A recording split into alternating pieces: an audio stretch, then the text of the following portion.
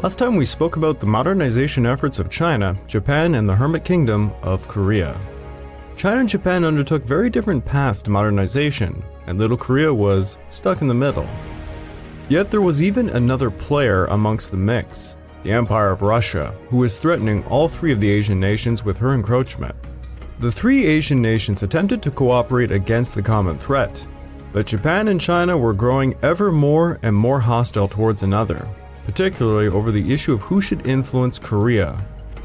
Yet today we are actually doing something a bit different. This will be sort of a side episode, for China had many events going on during the 19th century, and it's pretty hard to cohesively tell it all. One story goes often forgotten, yet it encompassed numerous groups, vast amounts of territory, and a hell of a lot of bloodshed. This episode is the Dungan Revolt.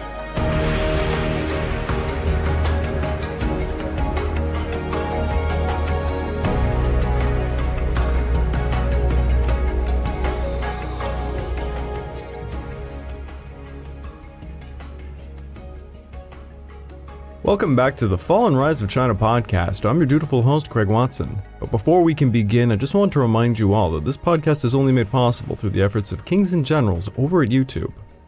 Perhaps you want to learn a bit more about the history of Asia? Kings and Generals has an assortment of episodes on the history of Asia and much, much more, so go give them a look over at YouTube.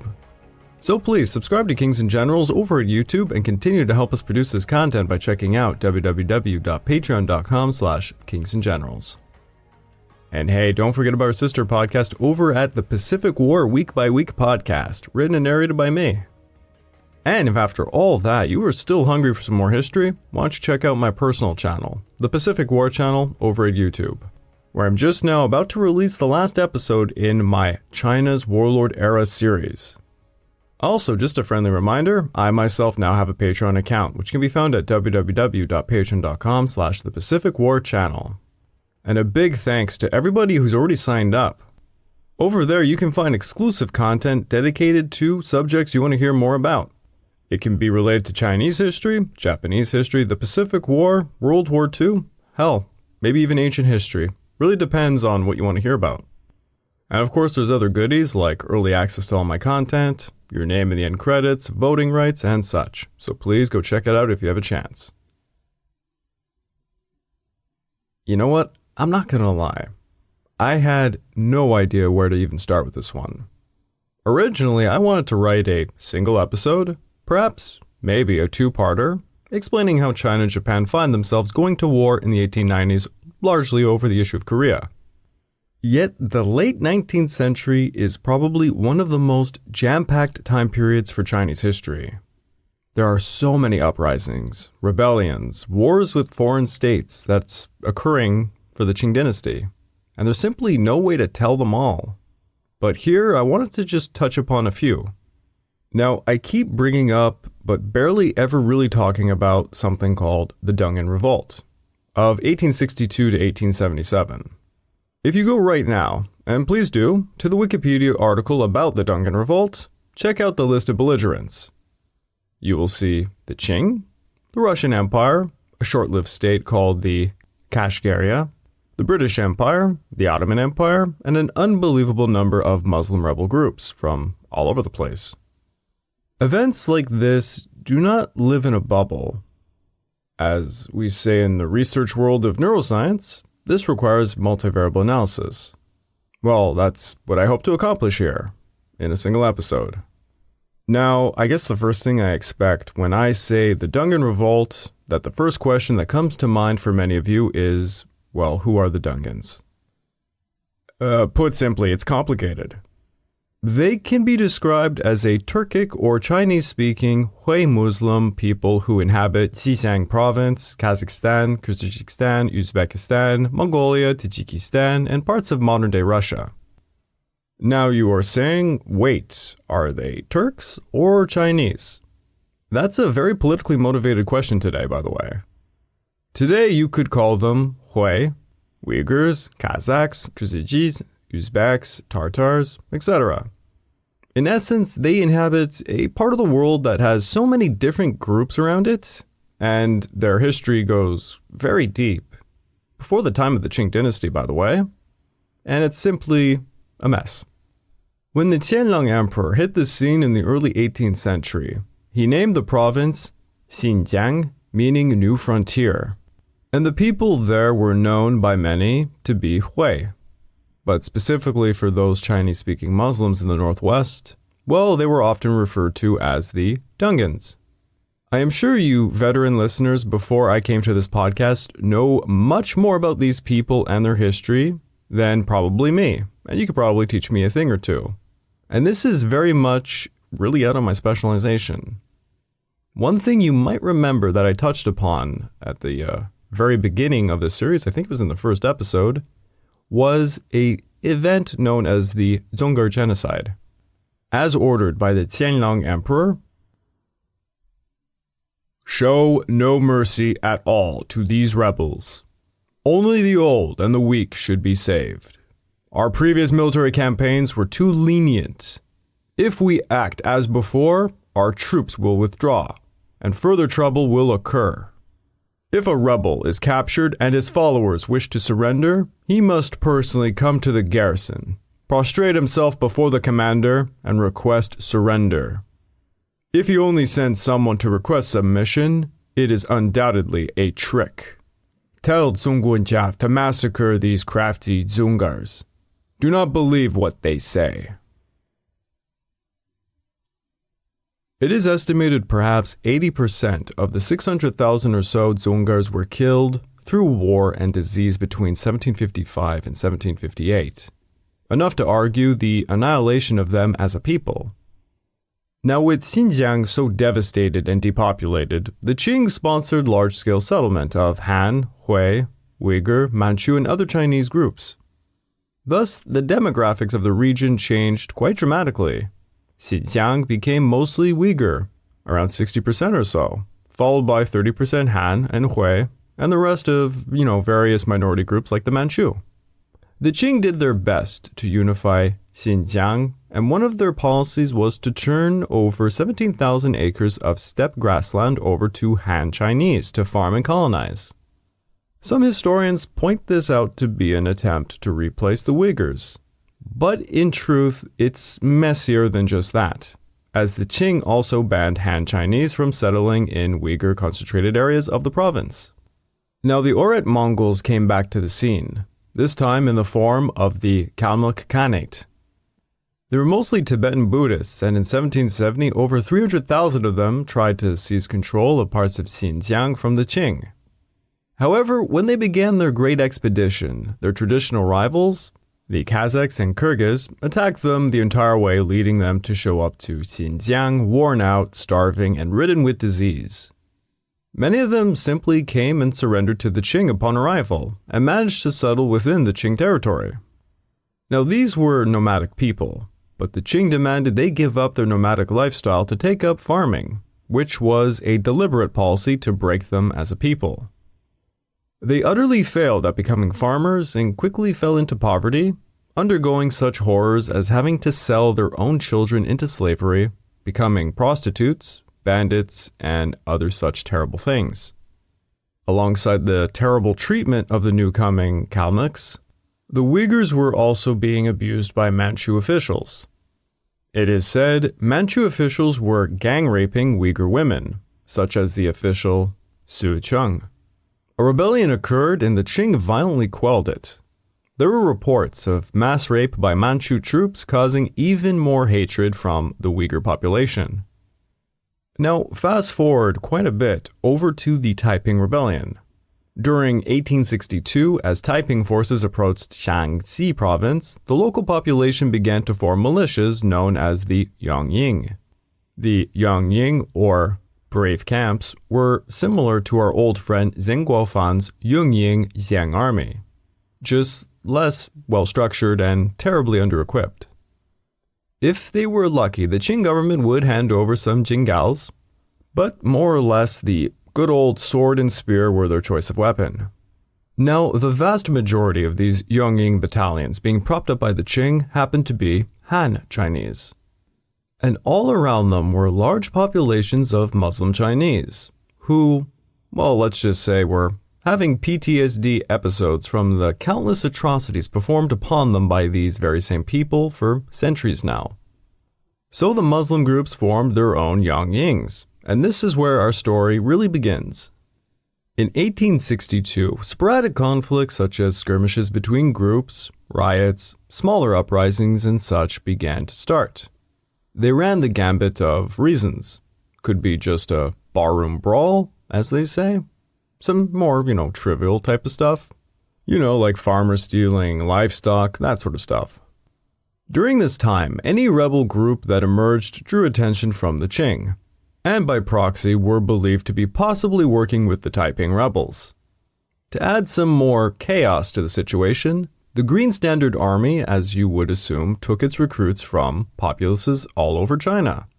I believe I explained it a bit in one of my podcasts, but the Green Standard Army for quite a long period of time can be seen more as a police force than an actual standing army. Their job was more so to keep the peace within China than, fighting any external forces. Now, in the northwest part of China, this meant that numerous Hui and other Muslim Chinese groups were amongst the ranks of the Green Standard Army, and they were trained for combat and well armed, so keep that in mind. There were numerous incidents that sprung the Dungan Revolt, but one in particular involved, of all things, the price of bamboo poles. Some Han merchants were overcharging Hui, and this led to a major fight. Bamboo poles were traditionally used to make spears. During a time of major conflict and open rebellion, suddenly the Hui communities began to buy large quantities of bamboo poles, and this led to the belief that they were planning to set up an Islamic state in northwestern China. Organized mosques ran by popular mullahs in Shaanxi province were purchasing more and more bamboo poles, which they were indeed using to make spears. The Hui communities were worried about their safety. Seeing all these local militias pop up meant that there was going to be a lot more fighting over resources and such. Well, the non-Muslim merchants, mostly Han, saw the paint on the wall, and they were obviously a bit worried about selling bamboo poles to people who, might attack them. Or, better said, might defend themselves.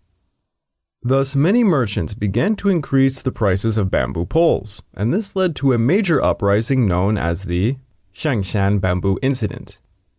The Manchu general, Du Langa, the same man we were talking about during the Taiping Rebellion, was leading a cavalry unit in the north, when the Hui revolt suddenly turned into a siege laid against Xi'an in Shaanxi province. Du Langa led a campaign against the Muslim bands, and by 1863 the siege was lifted and the rebels were pushed out of Shaanxi into neighboring Gansu province. In Gansu, the Muslim leaders began to spread rumors of impending Qing crackdowns on Muslims. This spread fear that the Qing would soon massacre many, and this allowed them to organize another siege, this time against Lingqiu, a large city 40 miles north from Jinjipu. Jinjipu happened to be the HQ of a major Muslim leader named Ma Hualong. More about him later. While Lingqiu was laid under siege, another strategic city was also attacked by Muslim forces, the city of Lanqiao. The governor-general at Lanqiao, Enlin, reacted by trying to apply a policy of reconciliation. He advocated to the Qing court to not alienate the Muslims, and he began sending edicts in Gansu reiterating non-discrimination policies towards Muslims. His efforts seem to have all been for naught, however, as all the rumors of an impending Qing massacre upon the Muslims had won out the day, and large-scale violence simply grew. Within eastern Gansu, many of the Shaanxi Muslim refugees formed what became known as the 18 Great Battalions. Their purpose was to train and arm themselves to take back their homes in Shaanxi. Now, while Gansu and Shaanxi were kicking off the beginnings of what is the Dungan Revolt, this also opened the door to more groups to join in. Yakub Beg, who was born in the town of Pskent in the Khanate of Kokand, which is today's Uzbekistan, well, he was born into a region that was drawn into conflict continuously with outsiders like the Russians, and from within, as it was deeply factionalized. Yakub Beg claimed to be the descendant of Timur, Gurkhani, the Turco-Mongol conqueror of the Timurid Empire, probably a ruse to give himself more credibility as a great ruler. He conspired against factions such as the Kipchaks, taking part in a horrible event known as the Kipchak massacre. Eventually, in the 1860s, he fought for the Kokand Khanate as a general against the Russians.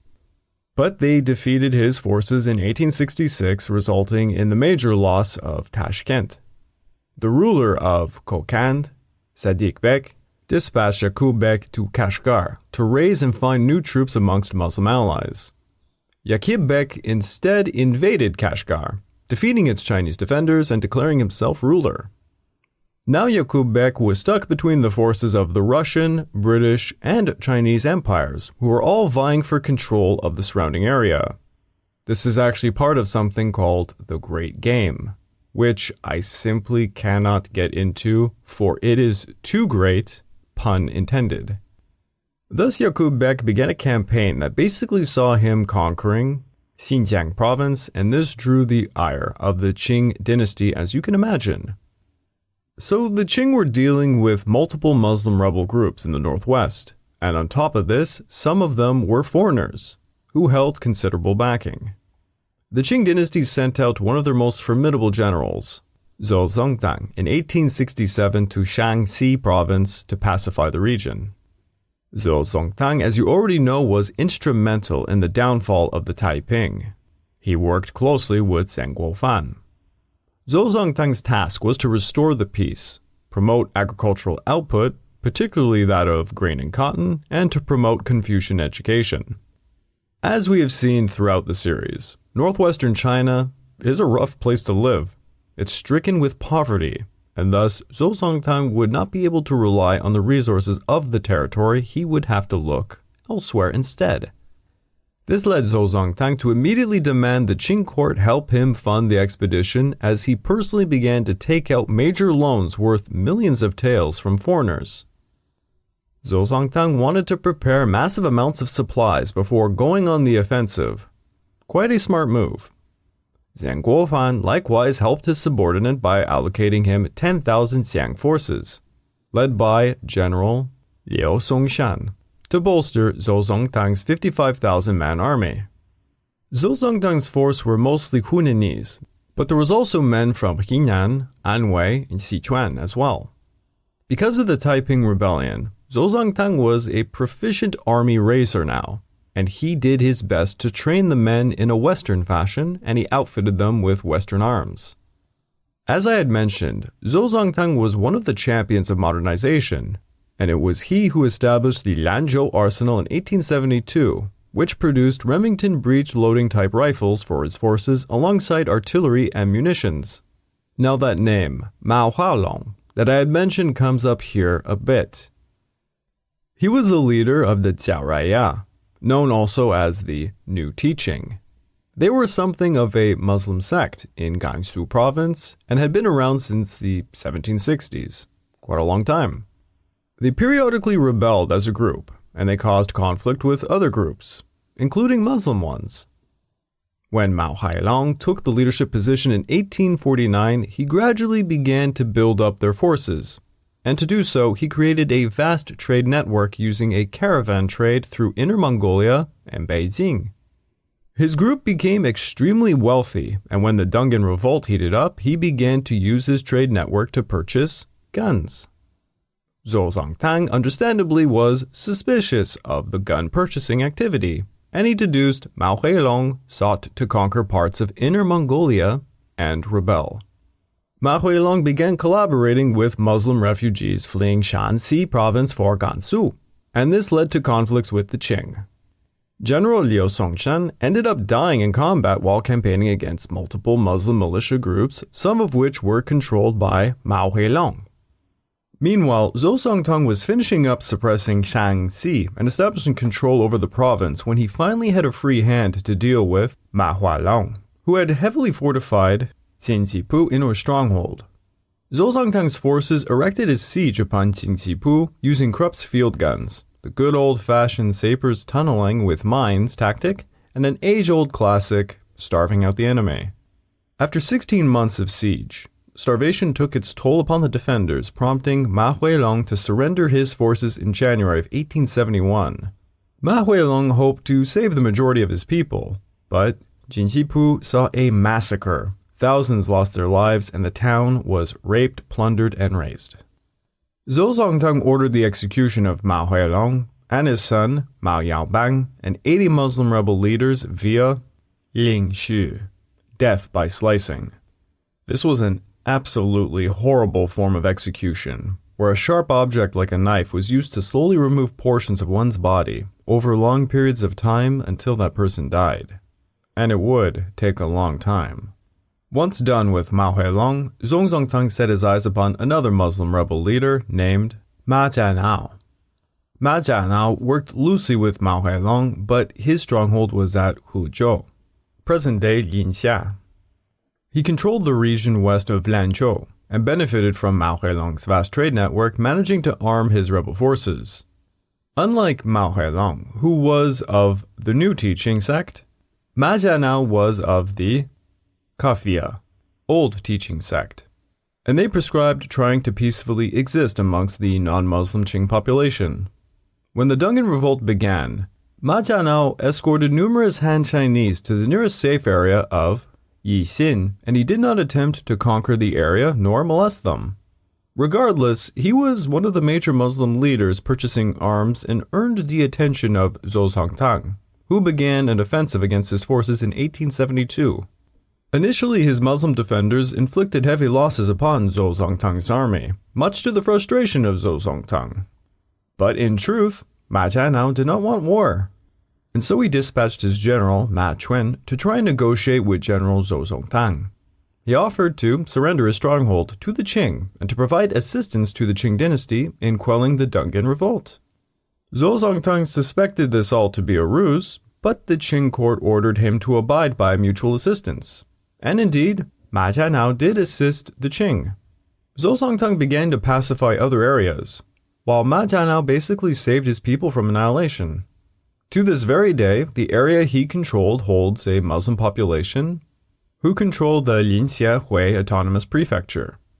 Many of Ma Jianao's generals like Ma Qianling and Ma Haiyan defected to the Qing, including his son, Ma Anliang, who proved themselves instrumental to helping Zong Tang's campaign. As Zong Tang pacified the areas, he was soon awarded governor generalship over Shaanxi and Gansu. At this point, Zong Tang loosely followed a strategy of divide and conquer. Those Muslim groups part of the new teaching, he violently massacred, but those of the old teachings he tried to persuade to defect to the Qing.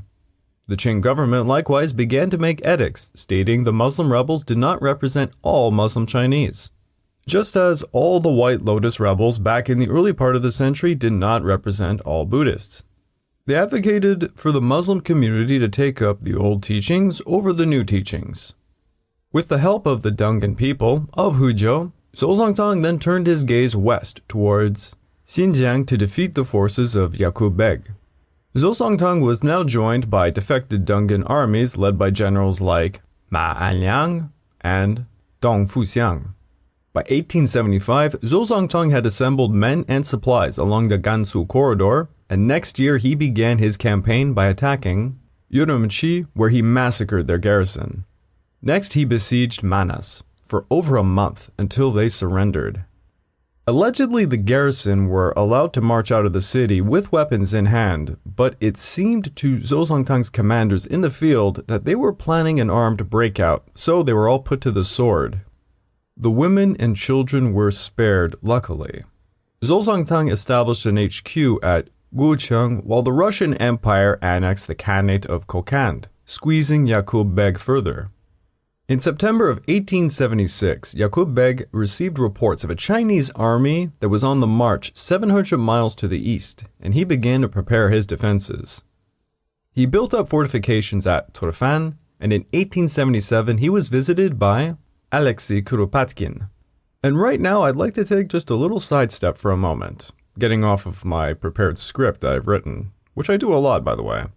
I'm actually unsure after quite a long time doing this if I've ever mentioned how I actually do these episodes. I write scripts pretty much well in advance, mind you, maybe a month or two. And whenever I'm reading them out, like I'm doing right now, I notice how dyslexic I am and how terrible my spelling is. I do apologize for anyone who actually takes the time to read the transcripts. The reason why it's so terribly spelt is because I'm a moron who to this day doesn't know how he acquired 2 degrees in university with the writing ability I have. And, I simply don't correct anything because I was kind of never told these transcripts were going to get out there and I thought I would just be reading them, so why bother? But, now it's my own embarrassment. Although I will say one thing in my defense, as much as I absolutely love Google Docs, the spelling check and the way it just changes your sentences after you're done without even telling you, that's a large reason as to why I have these really weird sentences with the wrong conjectures.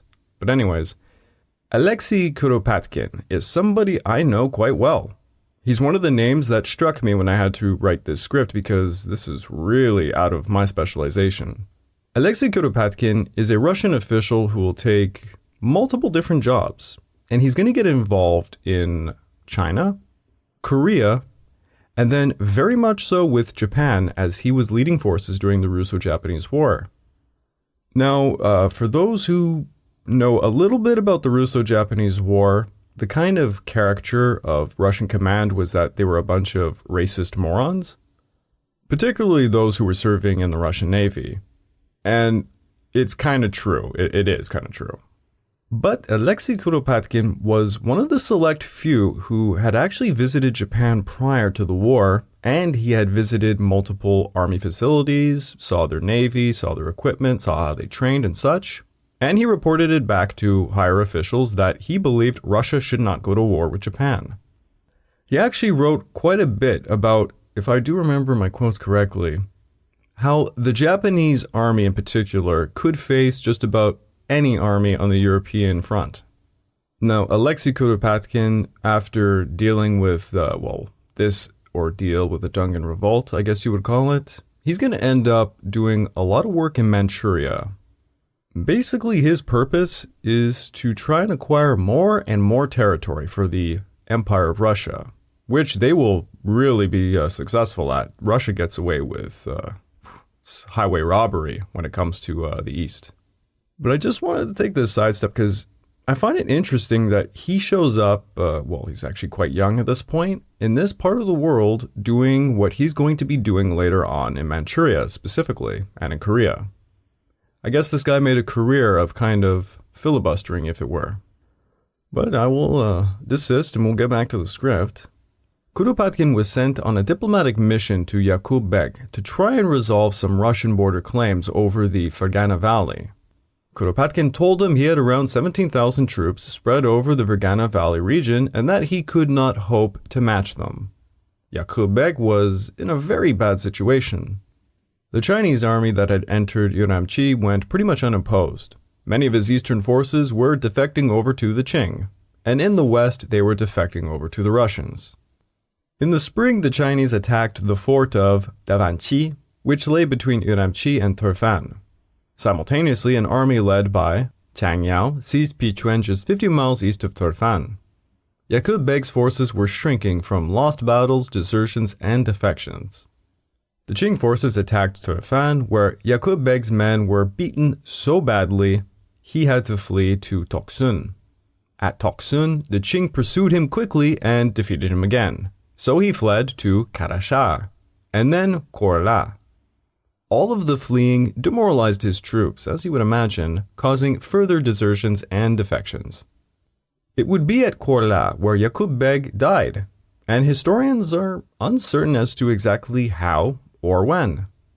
Qing sources claim he died on May the 22nd, while Alexei Kuropatkin claimed he died on May the 29th.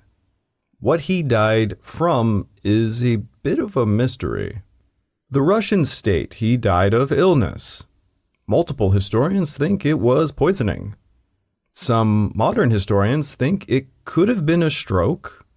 Regardless, with Yakub Beg dead, this pretty much closed the curtain on his forces controlling the area. In the autumn of 1877, Zong Tang had kept his forces around Turfan as it was the hot season, and he wished to gather further supplies. when he received news of the death of Yakub Beg. Yakub Beg's forces disorganized into multiple rebel groups without any real leader consolidating anything. Zong Tang sent advance parties to occupy Karasha and Korla, meeting limited resistance.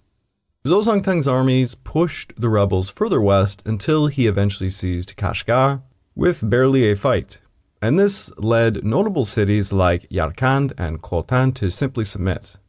Xinjiang was officially reconquered by the Qing.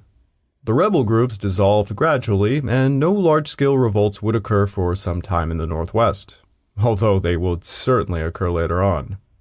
In 1884, Xinjiang was established as a province officially again. Zong Tang's Xiang army and other Han Chinese troops began purchasing Uyghur girls from their parents to take as wives, relying often on their Hui allies to work as translators. Countless Uyghur Muslim women would be married off to Han Chinese in Xinjiang during the late 19th to early 20th century.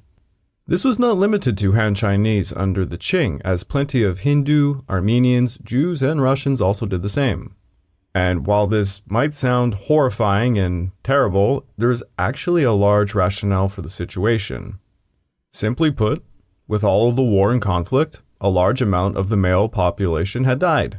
So, with the male depopulation of the area, it caused a vacuum for single women. This is quite common in war-torn areas.